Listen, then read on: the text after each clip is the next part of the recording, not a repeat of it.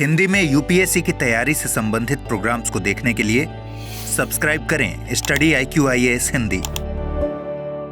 आप सभी का बहुत बहुत स्वागत है स्टडी IQ के हिंदी यूट्यूब चैनल पे। मेरा नाम है अभिनव कुमार बौरे और आज मैं आपके समक्ष लेकर प्रस्तुत हूं एक बहुत ही important current news. Before I start, एक इंपॉर्टेंट आप सभी के लिए एक न्यूज है, एक इंपॉर्टेंट जो है वो डायमेंशन है। याद रखें कि अगर आप यूपीएससी सिविल सर्विसेज की तैयारी कर रहे हैं तो एक बेस्ट अपॉर्चुनिटी है P2I batches, basically prelims to interview batch में ये बैच 3rd है। ये याद रखिएगा कि इस बैच की जो वैलिडिटी है, अर्थात जिस समय तक आप इन वीडियोस को एक्सेस कर पाएंगे, ये डिफरेंट फॉर्म में आप सभी के पास अवेलेबल है। ज्यादा जानकारी के आप स्टडी IQ की वेबसाइट पर विजिट कर सकते हैं। याद रखिएगा कि आप दिवाली के उपलक्ष्य पे, बेसिकली दिवाली की आप कह सकते हैं कि ऐसा समय जहां पर प्राइसेस थोड़े ड्रॉप हैं, उसमें 16 नवंबर तक आप इस कॉस्ट पे हमारे P2I बैचेस का पार्ट बन सकते हैं। याद रखिएगा फैकल्टी कोड का अगर आप यूज करते हैं तो ही आपको जो है ये कॉस्ट देखने को मिलेगी। यहां पर हिंदी माध्यम के लिए 10 नवंबर से जो है वो क्लासेस इवनिंग टाइम पे स्टार्ट होंगी। मैं यहां स्पष्ट कर दूं पिन पॉइंट दैट आपको इन क्लासेस में इस प्रकार से मैं पहले भी समझा चुका हूं। याद रखिएगा कि आपका ये जो है वो बैच का ड्यूरेशन है और यहां पर प्री है।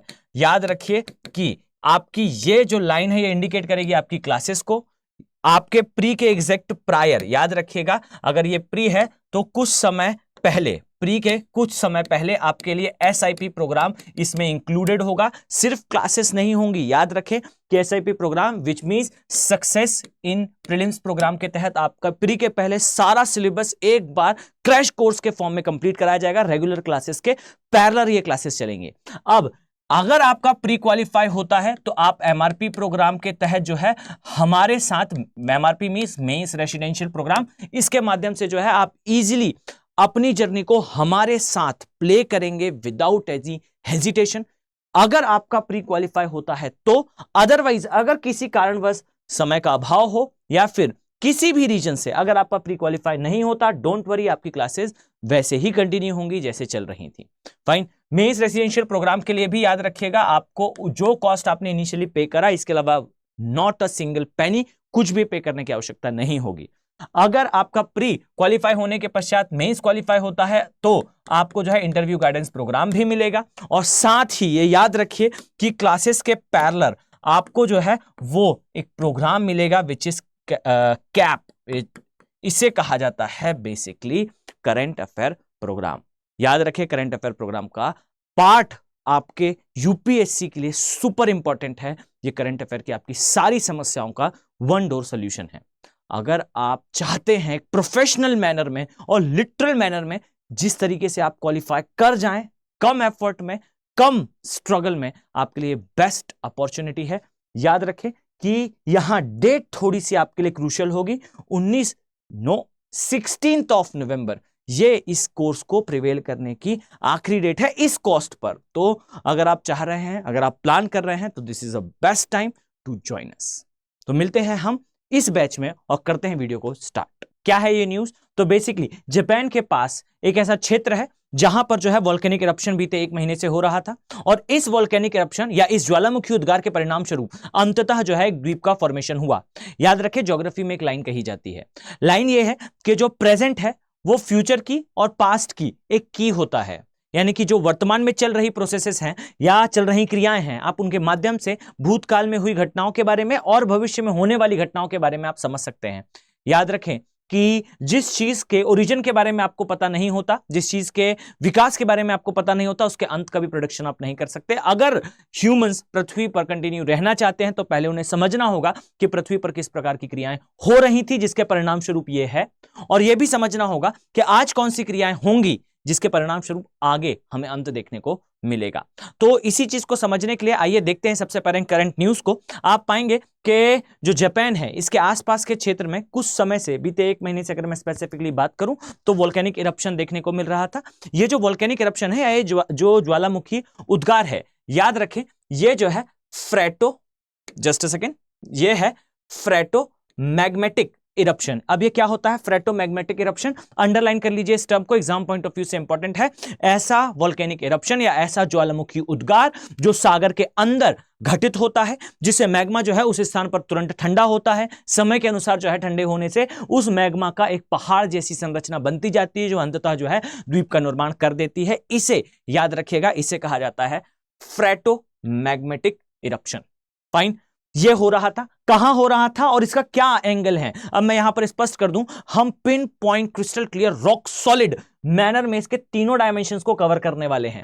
याद रखें कि ज्योग्राफी में होने वाले जो करंट अफेयर हैं उसके प्रश्न बहुत आते हैं, बस समस्या यह है कि आप उन तक पहुंच नहीं पाते, उन गहराई तक पहुंचना काफी टफ होता है। यहां ध्यान दीजिए कि इस करंट अफेयर की अगर मैं बात करूं, इस करंट इवेंट की हम बात करें, तो हम इसमें इसकी ज्योग्राफी, जियोपॉलिटिक्स और जियोलॉजी, इन तीनों को देखने का प्रयास करेंगे। याद रखें, ज्योग्राफी है, जियोलॉजी है, geology, biology, ecology, they are sciences, geography they are observe. आप जिसे जो है ऑब्जर्वेशन के माध्यम से समझते हैं वो ग्राफी में आता है, जिसे आप थ्योरीज के माध्यम से समझते हैं, साइंटिफिक मैनर में समझते हैं। क्यों क्लाइमेटोलॉजी टफ लगता है, क्यों इकोलॉजी टफ लगता है? रीजन यही है, they are pure hardcore sciences. Fine, तो आइए इसे समझेंगे इनसे तीनों डायमेंशन में। पहले न्यूज को कवर करते हैं। याद रखें कि जापान के पास एक सागर है, याद रखें ये जो है प्रशांत महासागर के क्षेत्र में आने वाला एक एरिया है, जिससे जो है ओगासावारा, याद रखें ये जो है एक द्वीप समूह है। इसका प्रचलित नाम ये याद रखिएगा, एग्जाम पॉइंट ऑफ व्यू से इसे जो है बोनिन आइलैंड्स के नाम से जाना जाता है। और ये जो द्वीप है, इन द्वीपों में एक स्पेसिफिक द्वीप है। कौन सा है वो स्पेसिफिक द्वीप? याद रखें, इवो, जस्ट अ सेकेंड, इवो जिमा, इस नाम से जो है इसे जाना जाता है। और याद रखिए इसके आसपास जो है वोल्केनिक इरप्शन देखने को मिला, एग्जैक्टली इस द्वीप के पास जो है आपको इरप्शन देखने को मिलेगा।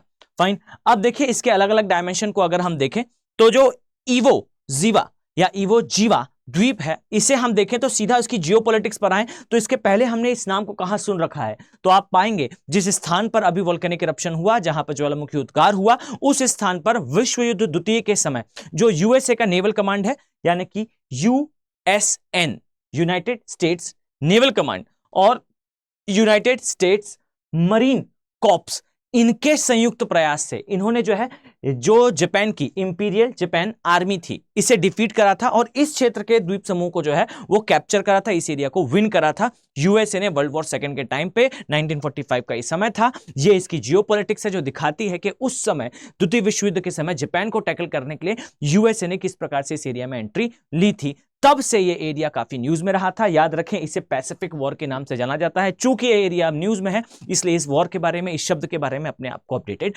रखेंगे। अब देखिए जहां पर इरप्शन हुआ, हम जो है इसे दो मैनर में इस प्रकार से देखेंगे। आपको पहले बोनिन द्वीप्स के बारे में पता होना चाहिए, आइलैंड्स के बारे में पता होना चाहिए। सेकेंडली आपको जापान के बारे में पता होना चाहिए। आइए इसे हम देखने का प्रयास करते हैं।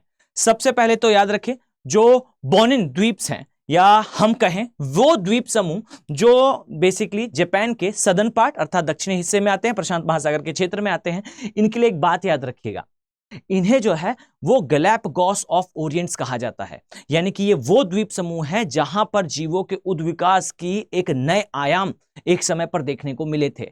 गैलापागोस द्वीप आई थिंक आप सभी को पता होगा। इस तरीके से आप अगर देखें तो ये जो है आपको दिखाई देता है इस तरीके से दक्षिण अमेरिका, और दक्षिण अमेरिका में जो है इस स्थान पर आपको गैलापागोस द्वीप दिखाई देते हैं। और याद रखिए एग्जाम पॉइंट ऑफ व्यू से इंपॉर्टेंट है क्योंकि यह स्थान करंट अफेयर में तो आया ही है, साथ ही इस स्थान पर जो पर्सन थे, नाम शायद आप सभी ने सुना होगा, चार्ल्स डार्विन। उन्होंने अपने जो सिद्धांत दिया था, अपनी जो एक बुक लिखी थी द ओरिजिन ऑफ स्पीशीज, जहां बताया गया था कि मानव जो है वो बंदरों से बिलोंग करता है, इसी स्थान पर लिखी गई थी किताब। और इसी आइलैंड्स के आधार पर इन्हें बोनिन आइलैंड्स को जो है या बोनिन द्वीप को जो है वो गैलापागोस ऑफ ओरिएंट कहा जाता है। कारण क्या है? याद रखें किसी भी द्वीपीय क्षेत्र में हमेशा जैव विविधता और उद्विकास जो है वो उच्च होता है और अलग होता है। फाइन, तो यहां की एक तो जैव विविधता काफी इंपॉर्टेंट है, इसे याद रखिएगा। वर्ल्ड हेरिटेज साइट में 2011 में जोड़ा भी गया था जिस स्थान पर अभी द्वीप मिला है। इसके अलावा यहां पर आप पाएंगे कि इसके अलावा जिस द्वीप की हम बात कर रहे हैं, इवोजिमा द्वीप के अलावा और भी बहुत सारे द्वीप हैं, जैसे मुकोजिमा, चिचिजिमा और साथ ही हाहाजिमा। ये जो है ये जापानीज वर्ड्स हैं और इन्हीं के नाम पर जो है द्वीपों का नामकरण करा गया है। बोनिन द्वीप के ये प्रमुख द्वीप समूह हैं। सबसे जो नीचे, वैसे तो और भी हैं बट ब्रॉडर सेंस में अगर हम देखें तो इवोजिमा जो है वो इनके कंपैरिजन में नीचे आता है और उसी के पास यहां पर जो है वो वोल्केनिक इरप्शन हो रहा था, ज्वालामुखी उद्गार हो रहा था। अब इस ज्वालामुखी उद्गार का कारण क्या है, क्या कारण है कि इस स्थान पर जो है वो वोल्केनिक इरप्शन हुआ? तो देखिए मैंने इसे डिटेल में कवर कर रखा है प्लेट टेक्टोनिक थ्योरी में, पर आप समझिएगा कि जब कोई चीज करंट में आती है तो उस चीज के अलग अलग डायमेंशन आपके लिए इंपॉर्टेंट हो जाते हैं। याद रखिए, अगर मैं आपसे कहूं कि इस स्थान पर वोल्केनिक इरप्शन हो रहा था तो सामान्यतः अगर आपने इस करंट अफेयर को आज के इस वीडियो में कवर नहीं करा होता और ये एग्जाम में आता तो आप शायद जो है यही आंसर लिखने वाले थे कि इसका जो फॉर्मेशन है या फिर इसका जो इरप्शन है ये मुख्यतः जो है वो यूरेशियन प्लेट, अर्थात वो प्लेट जिसपे एशिया और यूरोप है, और साथ में पैसिफिक प्लेट के कन्वर्जेंस अर्थात अभिसरण से होता है, जहां प्रशांत महासागर की प्लेट जो है वो क्षैपित हो जाती है। अब देखिए, अगर इतनी ही जानकारी है तो फिर आपका आंसर शायद गलत हो सकता था, बिकॉज ये जो बोनिन द्वीप है जहां पर जो है वो वोल्केनिक इरप्शन से आइलैंड बना, ये एक ट्राई जंक्शन पे है, ऐसे स्थान पर है जहां 3 प्लेटें मिलती हैं, लेकिन जहां इरप्शन हो रहा है वो 2 स्थान है। और वो 2 स्थान कौन से हैं? याद रखिए, वो 2 स्थान जो है प्रशांत महासागर की प्लेट और फिलीपींस की प्लेट है। यहां पर पिन पॉइंट, जो मैं वर्ड कहता हूं ना, क्रिस्टल क्लियर रखें थॉट्स को और रॉक सॉलिड जो है आपके कंसेप्ट हो।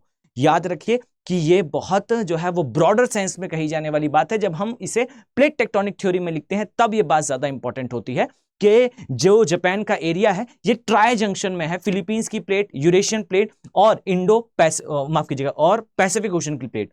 बट याद रखिए कि जब आप पिन पॉइंट किसी एरिया की बात करते हैं तो वहां पर जो है वो प्लेटों के नाम दूसरे हो जाते हैं। याद रखिए, माइनर प्लेट्स भी हैं जापान के बारे में। अगर मैं आपसे कहूं तो आप सर्च करिएगा, आपको सामान्यतः दिखाई देगा, और आपने जो पढ़ रखा होगा, इवन मैंने जो पढ़ाया होगा, उसमें भी हर जगह यही बात करी जाती है कि जापान 3 प्लेटों के जो कन्वर्जेंस है उस एरिया में बना है, अभिसरण के एरिया में बना है, इस कारण जो है ज्वालामुखी उद्गार होता है। बट जब ये चीज करंट में आएगी तो हम इसे और मैग्नीफाई करेंगे और जूम इन करेंगे और समझने का प्रयास करेंगे कि जापान का उत्तरी भाग किससे बना है, दक्षिणी भाग किससे बना है। और याद रखिए, यही वो मैनर है, यही वो प्रैक्टिस है, यही वो बिहेवियर है जो आपको आपके अदर कॉम्पिटिटर से आगे लेकर आएगा।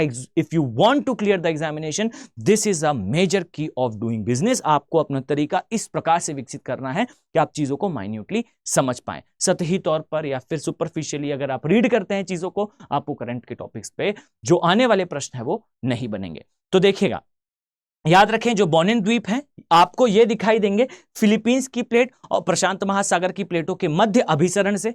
मैं बता चुका हूं, फिलीपींस की प्लेट भी महासागरीय है और पैसिफिक की भी महासागरीय है।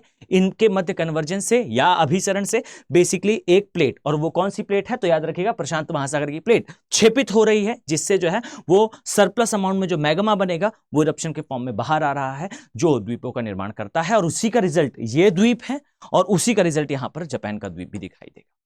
क्लियर है?